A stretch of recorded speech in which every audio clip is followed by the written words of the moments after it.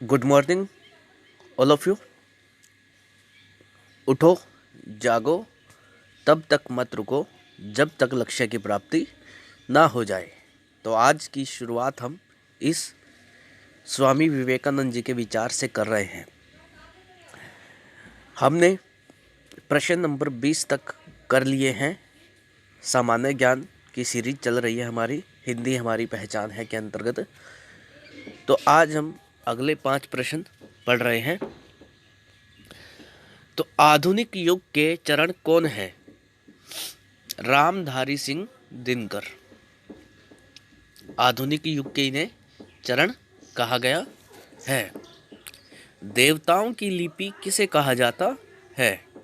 देवताओं की लिपि देवनागरी को कहा जाता है। और हमें यह भी मालूम है कि देवनागरी लिपि हिंदी और संस्कृत की लिपि है।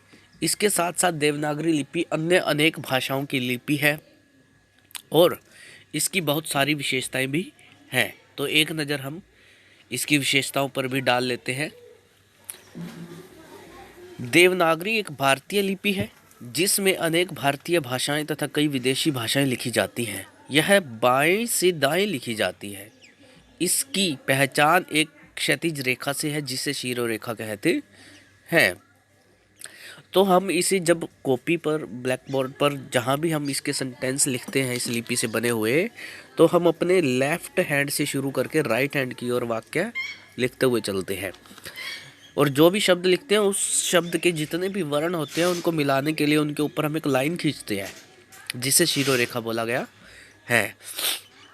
संस्कृत, पाली, हिंदी, मराठी, कोंकणी, सिंधी, कश्मीरी, हरियाणवी, बुंदेली, डोगरी, खस, नेपाली और नेपाल की अन्य भाषाएं, तमांग भाषा, गढ़वाली, बोडो, अंगिका, मगही, भोजपुरी, नागपुरी, मैथिली, संताली, राजस्थानी भाषा, बघेली आदि सैकड़ों भाषाएं और स्थानीय बोलियां भी देवनागरी में लिखी जाती हैं।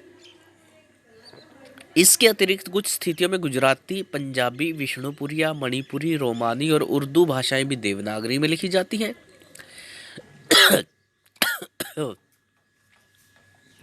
देवनागरी विश्व में सर्वाधिक प्रयुक्त लिपियों में से एक है। यह दक्षिण एशिया की 175 से अधिक भाषाओं को लिखने के लिए प्रयोग हो रही है। तो ये कुछ विशेषताएं हैं देवनागरी लिपि की। आप स्वयं भी इसे इंटरनेट पर सर्च कर सकते हैं ज़्यादा जानकारी के लिए। तो अगला प्रश्न पढ़ते हैं।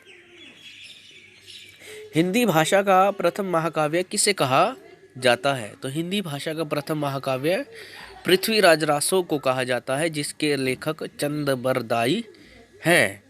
तो इसके बारे में भी हम थोड़ी सी जानकारी ले लेते हैं इंटरनेट से। तो पृथ्वीराज रासो के प्रथम खंड का तिवारी जी प्रचारिणी सभा, तो ये कुछ ऐसे इनका फोटो में प्रारूप दे रखा है।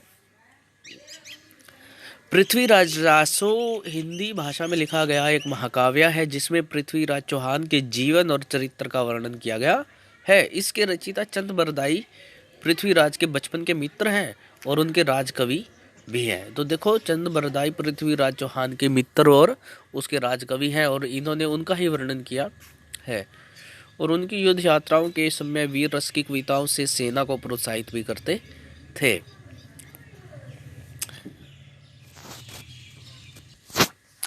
अगला प्रश्न है, हिंदी गद्य के प्रतिष्ठापक कौन है? आचार्य महावीर प्रसाद द्विवेदी हिंदी गद्य के प्रतिष्ठापक हैं। हिंदी खड़ी बोली के जन्मदाता कौन है? तो आज का 5वां प्रश्न है, हिंदी खड़ी बोली के जन्मदाता भारतेंदु हरिश्चंद्र जी हैं। तो इनके ऊपर भी हम थोड़ा सा जानकारी ले लेते हैं इन पर। तो भारतेंदु हरिश्चंद्र जी आधुनिक हिंदी साहित्य के पितामह कहे जाते हैं, यानी ये जनक है जिन्होंने शुरुआत की। वे हिंदी में आधुनिकता के पहले रचनाकार थे। इनका मूल नाम हरिश्चंद्र था और भारतेंदु इनको उपाधि दी गई है। उनका कार्यकाल युग की संधि भड़खड़ा है।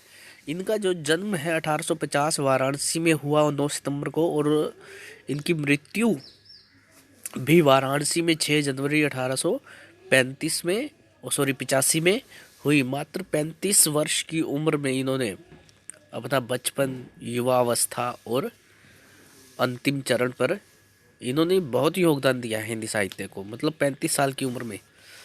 इनके माता पिता गोपाल चंद्र जी इनके हैं, और विधा, नाटक, काव्य कृतियाँ, अनुवाद, निबंध संग्रह इनका ये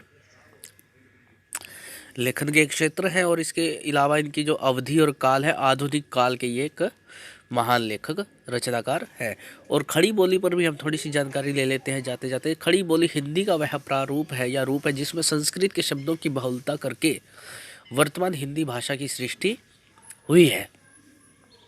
इसी तरह इसमें फारसी तथा अरबी के शब्दों की अधिकता करके वर्तमान उर्दू भाषा की सृष्टि की गई है। खड़ी बोली से एक तात्पर्य उस बोली से जिस पर ब्रज भाषा या अवधि आदि की छाप न हो।